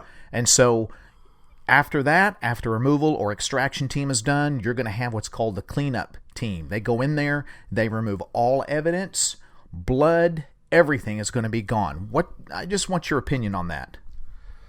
Well, yeah, that's just like a crime scene. I mean, they're gonna come in there, and they don't want anybody else following up, anybody coming behind them and trying to do research or anything. And you've already had people trying to get a hold of you to say, oh, well, I can help these guys. Let me go in and look. Yeah. And they don't need anybody's help. Okay, they don't need researchers in there and that kind of thing. I mean, if you went over there and ran onto these guys in the woods, you're not going to like what's going to happen to you when they encounter you. If these guys are on an actual hunt, you're going to get handcuffs thrown on you, and they're going to put you in the back of a military truck and set you somewhere where you're going to be sitting for a while. They don't need your nose in the woods out there messing around, and they don't want this out. They don't want it out there, period. I mean, this is a really hot topic. Anytime one of these has ever been killed and somebody brags about it, it's just 48 hours to 72 hours, they get a visit from the government. These guys are Department of Interior, Homeland Security, and they're going to tell you, shut your face, this is a bear attack. Better not hear nothing else. And that's just the way it goes. And, this goes way up the channels. I mean, higher than, the people that I have dealt with on different bases and stuff when I was doing contract work and things. So, they're answering to several people up the chain. So the word is silence. That's it. And you're not going to see it on the news. You can dig all you want, but you're not going to find it. If you did and tried to bring it forward and tried to make a case out of this thing, they'd make you look like you were the worst guy on the planet. They'd come up with something to discredit you with, and you'd have more trouble than you could shake a stick at. But right now, they don't want anybody in that whole area. They want people out of there, and if they catch you there, they're going to take care of it. Well, I think that's what I wanted you to, the point to make here is that I know some of you are intrigued about where this is at, so you can go there, but I'm telling you, there's nothing left. There's nothing there. They're going to go in within 24 to 48 hours, kill, extract, remove evidence, and they're out of there. And it's not like there's going to be helicopters flying around for weeks on end or military vehicles. They're in, they're out, it's done, it's over. And if we were able to be close to that area right now, there wouldn't be anything to find. There'd be nothing. So that's just kind of the way it is, and that's how efficient these people are. I just wanted, is there anything that you wanted to add to this whole encounter, Wiley, or anything from hearing the episode or comments or anything that you can add to this? Yeah, well, anyway, this, if you listen to the guy when he's on there, I mean, I don't know how many people, listen to people talk, but you can tell that this guy is, he's pretty upset. Yes. He's got some nerve problems. He's got some psychological problems over this. And you can tell by the way the guy talks. And I mean, he's not some chump. I mean, the guy was an airborne ranger, and so he's been in combat. He's been in some stuff. And after you deal, the guys I know that have dealt with that, after that, nothing scares you. There's just nothing scares you. And that's what he said. He said there was nothing that he's never been afraid of any man. He's never been afraid of the woods. Both him and his cousin are pretty tough outdoors guy. He said this is the first time that he can ever recall where he lost his bladder, he wet himself, and he was just very distraught and emotional over this whole thing.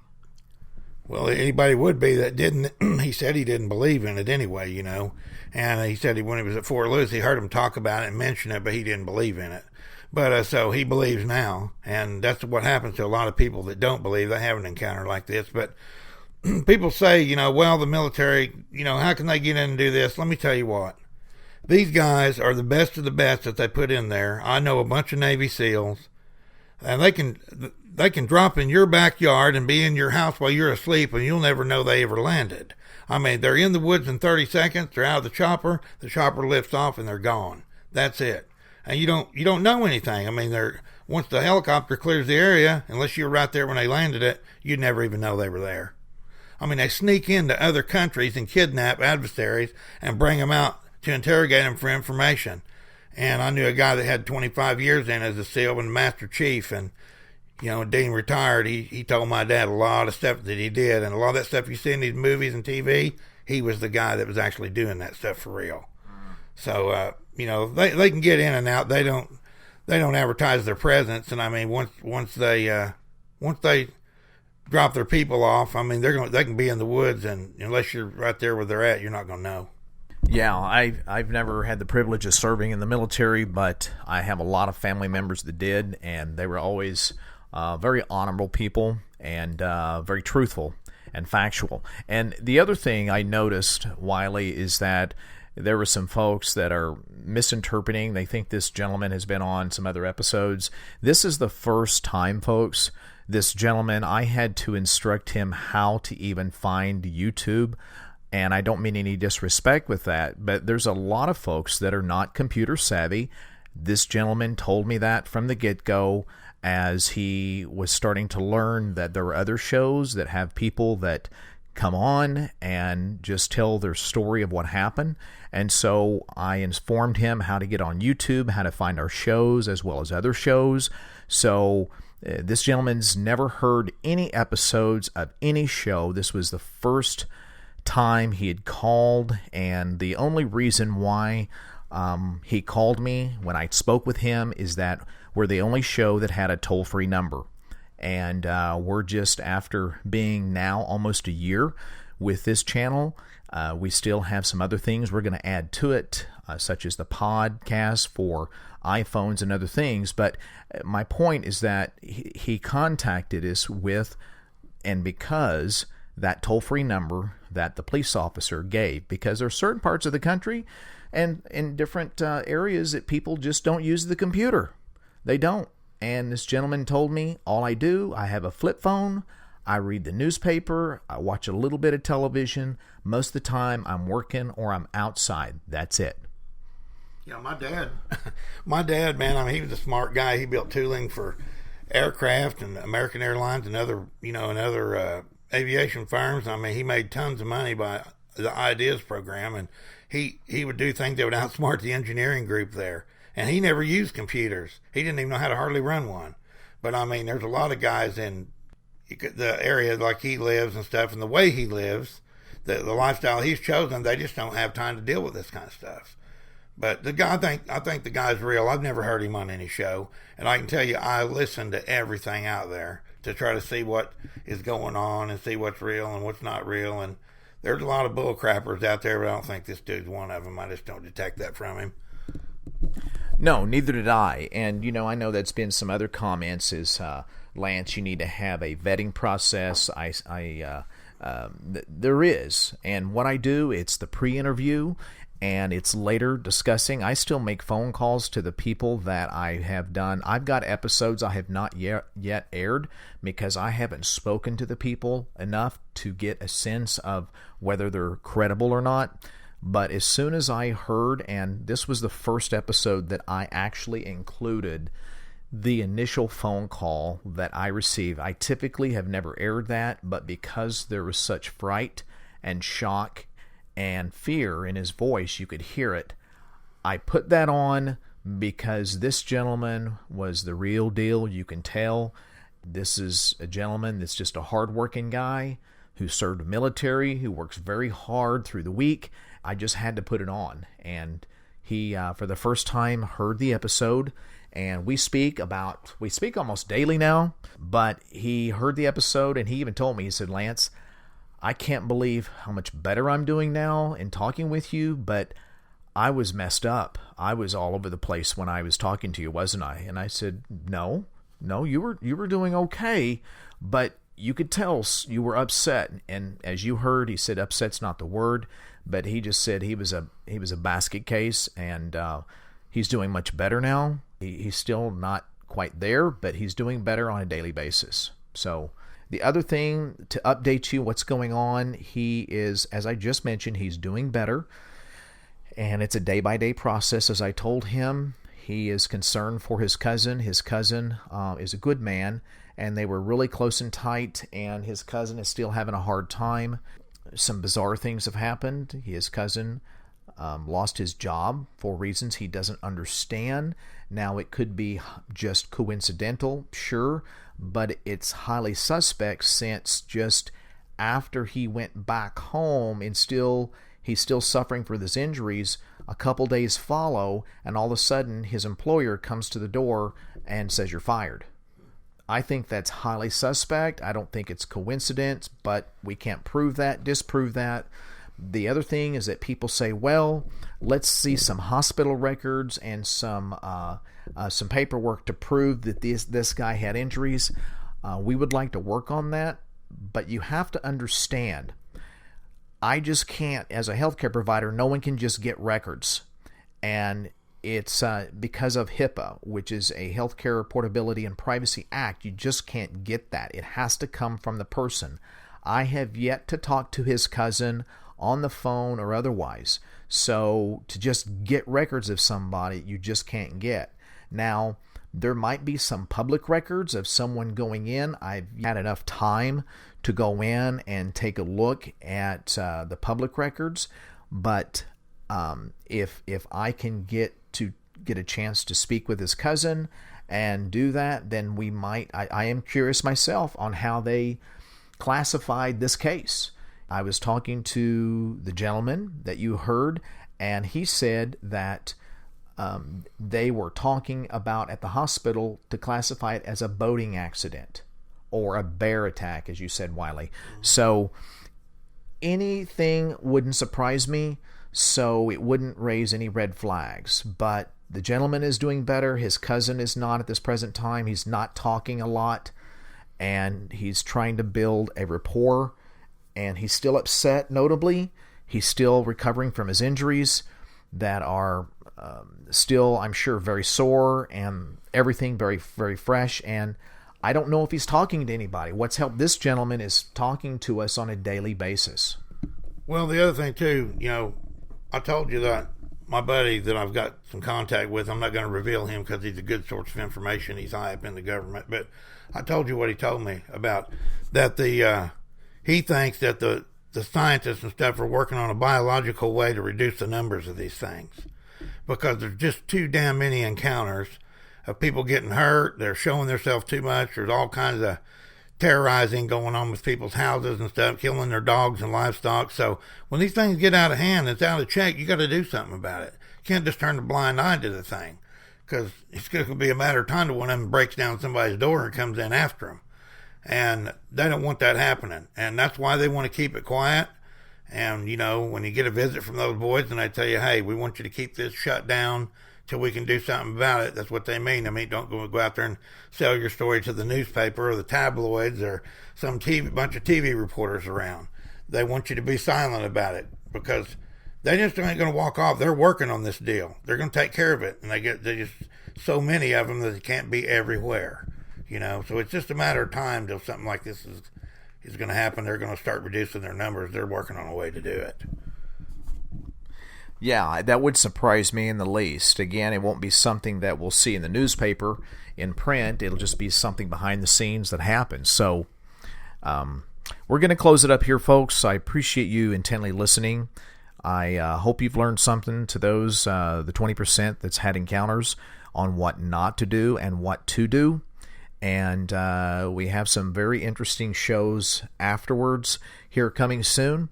So also in the future, for future reference here, if we ever have a part 1 or part 2, you'll see it titled part 1 on the episode, and part 2 will have its own separate episode. It won't be back to back to the part 1. So just FYI there. So thank you for listening, everyone. I appreciate you.